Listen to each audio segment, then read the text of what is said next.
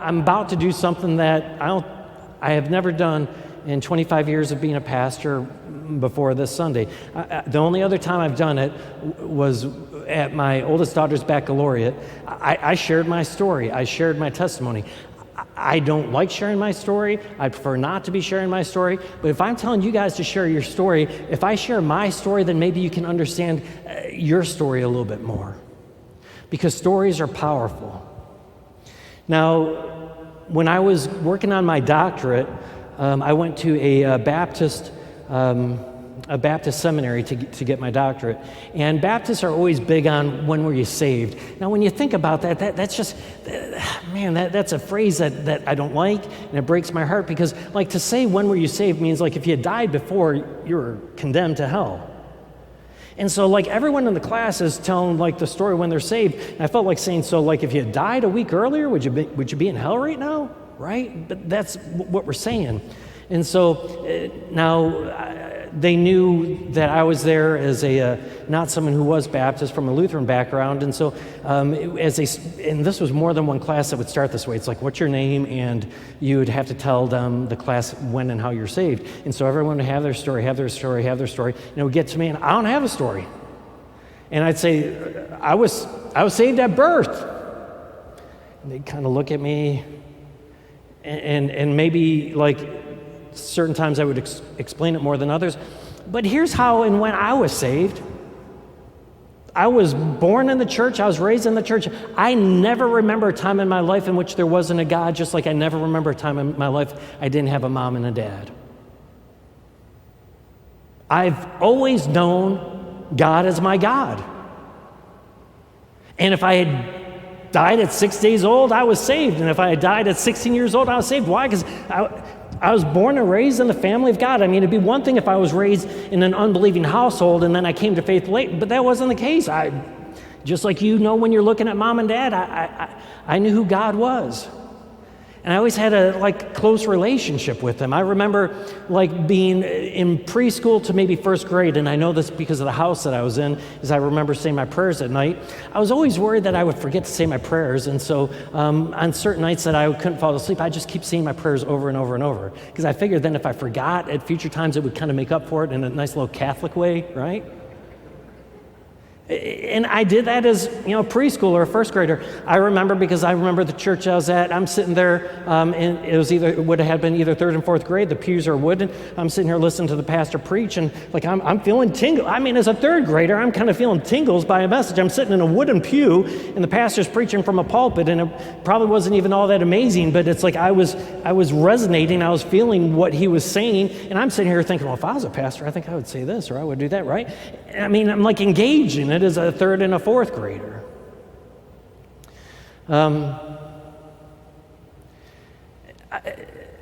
Then, about high school time, I had the first of what was. So I've had. Let's just say it this way: I've had a half a dozen crazy encounters with God in my life, and I'm going to tell you all but one or two of them because you would judge me if I told you the one or two I'm going to leave out.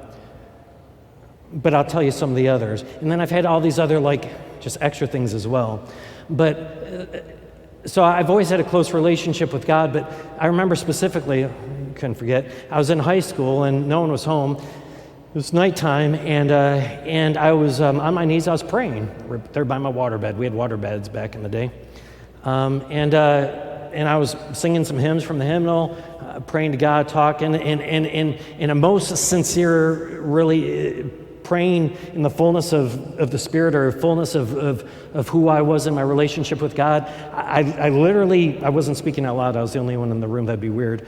But I'm praying in my mind, and I said, God, I want to see your presence. And no sooner did that word presence speak in my mind, the lights went completely out. Now it's dark out. I'm home by myself. I just asked God, I wanted to see his presence. And at that split second, the lights go out, and I wasn't feeling too good about that situation. And I just I'm still kneeling by the side of my bed, kind of looking around and stuff like that. And eventually I got the courage to walk to the window. Because there's no thunder, there's no lightning, there's no nothing going on. I'm hoping when I get to the window, I see everyone's lights are out. I go to the window, everyone's lights are on. Definitely not feeling good about the situation now. I go back to the side of my bed, but actually I put my back up against the wall because if you're ever afraid of God, if you put a wall up against your back, you're safe. And I felt this pending dread, fear. Now, I didn't know at that time, like, sinners can't be in the presence of God and live. I mean, I didn't understand that concept. I understood it very quickly that night.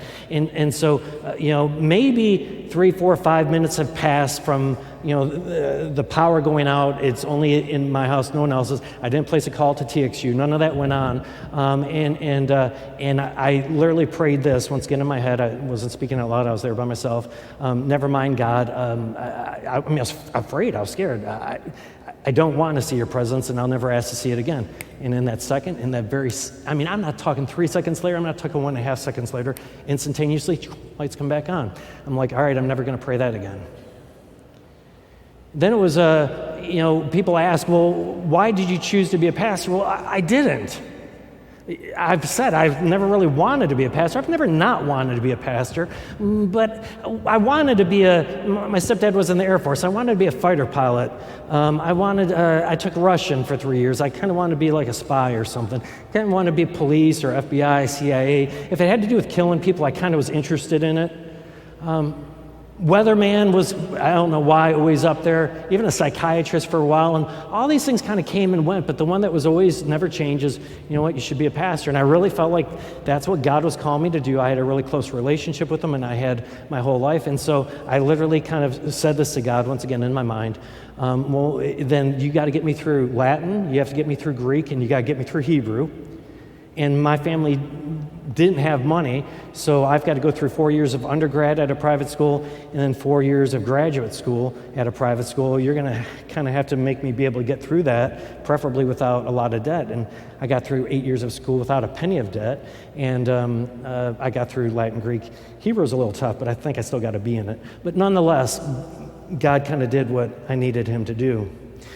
When I was in college, I already understood what God's voice sounded like, and there was a time in my life where I knew what he was saying, and I kept not following through with what I felt like he was telling me. And I would say his voice kind of grew quiet for a period of time, maybe 6 months or so. I didn't like it at all. I've shared with you the story that when I was in college, I had a very close friend of mine's fiance get electrocuted working at a Walmart store doing like a renovation or building the store or whatever. He had to be resuscitated, and by the time I found out about it, he was in a coma in the hospital. And as I was getting in my car to go to the hospital and I was praying about it, I just heard God say, however you hear God say, everything's going to be fine. And I get to the hospital and he's awake, he's joking, talking with his fiancée and everything. And I said, when did this happen? They're like, like 15 minutes ago. Exactly as I'm driving to the hospital's like 2-3 miles away. As I said that prayer and I heard that answer. I shared with you guys that after being a pastor for a few years, out of college now, being a pastor, my mom was diagnosed with terminal cancer. I was back in New York because my dad was just having quadruple bypass surgery. While I was back there, my mom found out she had terminal cancer. She was going to have surgery in about 10 days. And when she told me, I was really upset about it. And as I was leaving her apartment, in tears and everything, I start just praying to God continuously about it. And once again, I hear God say, I can't explain how or why, but she's going to be fine. Don't pray about it again. I mean, who thinks of that, right? I talk about how the gospel is so contrary to like logic and to what makes sense. Well, and I joke about God doesn't have to tell you things if you would think it on your own. It's when you hear him say things that don't make any sense, that's when you just better be paying attention. And so, though it killed me to do it, I didn't pray for my mom for the next 10 days. I went back to New York for her surgery, and I remember being there in the waiting room, and after like an hour and a half, the surgeon comes out, and she literally, as she walks through the doors, puts both hands up like this, shrugs her shoulders, and says, your mom doesn't have cancer. I found this self-contained sack of fluid. It's just like a water thing. I've never seen it before. Your mom's going to be fine. And maybe you think it's coincidence that as I'm praying, lights go out, and when I'm praying, they come back on. Maybe you think it's coincidence when I hear God say as I'm driving to my friend's hospital bed and he's in a coma and it doesn't look good, that the timing matches up exactly. Maybe you think it's just coincidence that I hear God say, don't pray for it, and then 10 days later, she's fine and there's nothing to it. That's why I don't really like sharing my stories, because it's like, oh, some of you are going to be like, oh, it's just coincidence. Think what you want. Here's another coincidence. So after being a pastor for about 10 years, I was kind of struggling with things a little bit, was hoping that God was going to use me in this great way to change all these people's lives and do all these amazing things and so forth. And after starting the church, I had a lot of success, but then the church kind of stalled out. And sometimes you can start a church and be good at that, but maybe you're not necessarily as good at like growing the church. And I was just really struggling with what I should be doing. And over the course of that year, my son just happened to have this like pet bird that had developed a tumor, and that tumor got like really big. The feathers pulled away and the skin was like raw and bare. And 6 months into this tumor growing, I took the bird to a vet, and the vet said, well, if the bird had an injury, then this is just fluid that's filled up. I'll drain the fluid and it'll be loose skin, but if it comes back, then it's a tumor, and eventually the tumor's gonna get so big that the bird's not gonna be able to perch and the bird will die. Okay, so she drained the fluid, and then over the next 6 months, that tumor came back bigger than what it was before. Literally, if I'm the bird, the tumor's out that far. It was just disgusting. There's no feathers on it. It looked like you just touch it, it would explode. Well, it was Ash Wednesday that year, and this is probably 10 plus years ago. It was Ash Wednesday that year, and I'd been fasting all day, and I'd led Ash Wednesday service. I went home that evening, and when I went home that evening, my son was in his bedroom crying, and went in there, and everyone was crying, and the bird was just like struggling to even stand up on the cage. I went to go touch the bird, and I kid you not, the bird falls on its side. I mean, it's just like bird is laying on its side, tumor up and everything. And I told my son to go sleep in the bedroom with his mom, and that he didn't need to be in there when the bird died, and I would keep an eye on the bird and take care of the bird after the bird died. So they go and do that, and then I didn't really want to sleep in the room with a bird that was about to die. So I went and slept on the couch. And normally I can fall asleep really quick, and I couldn't fall asleep. And this would be the only time I actually heard words. I heard these words. It said, pray this. If I'm happy with you, the bird will live. Mind you, the bird's on its side and it's about to explode. If I'm happy with you, the bird will live and be fine. And if I'm not, the bird's gonna die, and I want you to get a different job. This is like 40 days before Easter. I wouldn't pray the prayer. Nope, not praying that one. And I couldn't fall asleep. And I heard those words a second time. I literally heard the words probably up to about 4 times, maybe 5. I wasn't coming around quickly, but I couldn't fall asleep, and I keep hearing that exact phrase in my head.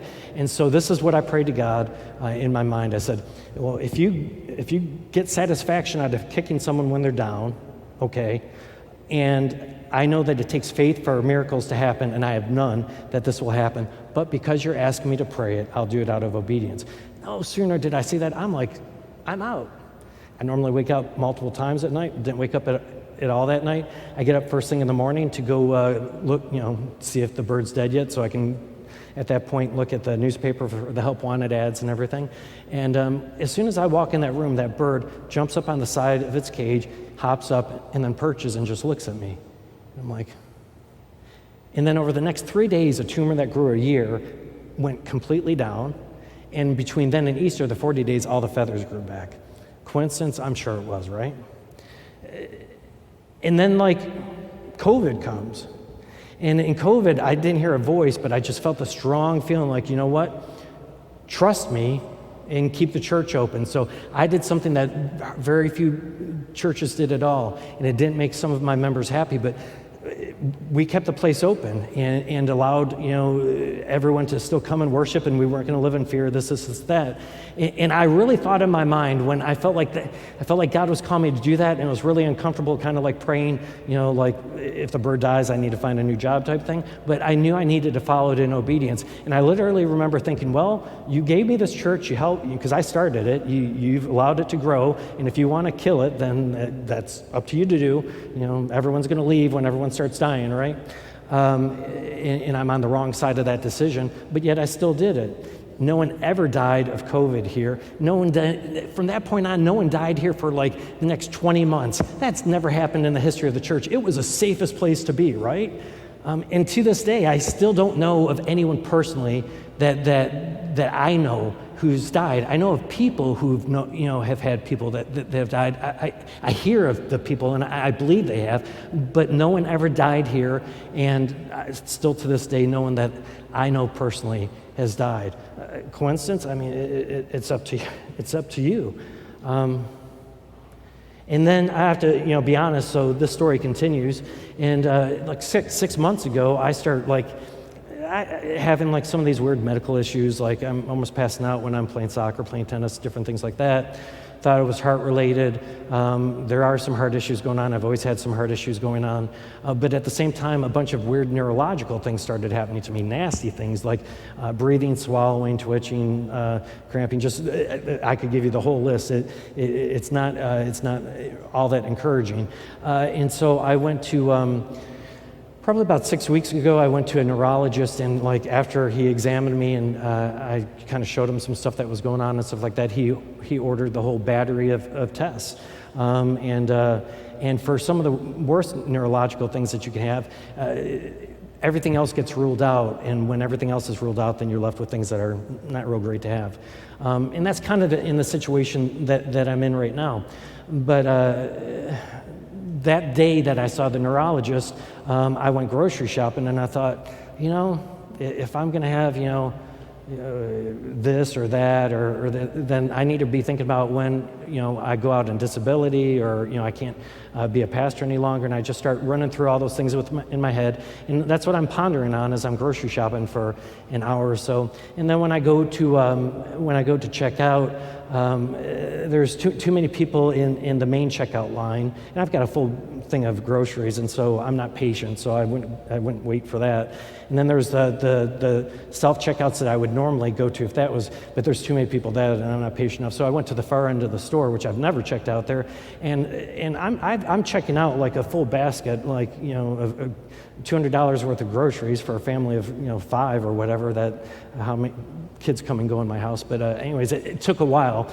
But as I'm starting to scan, there's this person next to me that says, and he doesn't recognize me, and I certainly don't recognize him. He just says, I don't normally go to church. I'm not really much of a believer, but heard about this church, Light of the World. Now, I've never heard that in my whole life. I mean, I wish I was that famous, and I wish we were that famous, but I'm sorry, we're just not.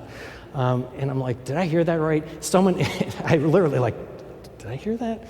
And someone literally interrupted him, so he started the story over again to his friend. And the kid literally recounts 2 sermons earlier, word for word, what I preached on and what I taught. And I'm like, maybe I'm not going to be going out on disability all that soon, right? Coincidence? I don't know. But I'm here to tell you, I'm always trying to encourage you guys to trust God and to walk by faith. And it's easy to do that when things are going well. But this is my deal with COVID, is when things get difficult, where's that trust? And if we're going to trust in the good, then we got to trust in the immensely scary. And that's what it was during COVID. And when I look at my life and all these coincidences, and I wish I could tell you 1 or 2 others, but I can't. I just see that God's trust me, trust me, trust me, trust me. So here I am, and I have no choice but to trust. Maybe it's not going to be that bad news. Maybe it's going to be horrible news. Either way, I don't really care, because the God who was with me yesterday is still the same God as today is tomorrow. And if I'm trying to tell you guys, hey, we got to trust God, we got to trust God, we got to trust God, then in the bad times as well as the good, we've got to trust God. So now, if you occasionally see me stagger up here, I'm not drinking, I promise. There could be medical reasons for it. Sometimes when the hands shake, I'm not really nervous. I've done this for 25 years. They just sometimes shake. But yet, God still has given me a voice. As long as he gives me a voice, I will still speak. Next week, so anyways, I hope that helps you guys to understand the power of story. Because you guys have a story as well. And that story might be, you know what, I was born in the church, I was raised in the church, and I've always had comfort and peace, even in the most difficult times. That is a powerful story in and of itself, because you know what? There's a lot of people who don't have that story. Know God, know the gospel, and know your story.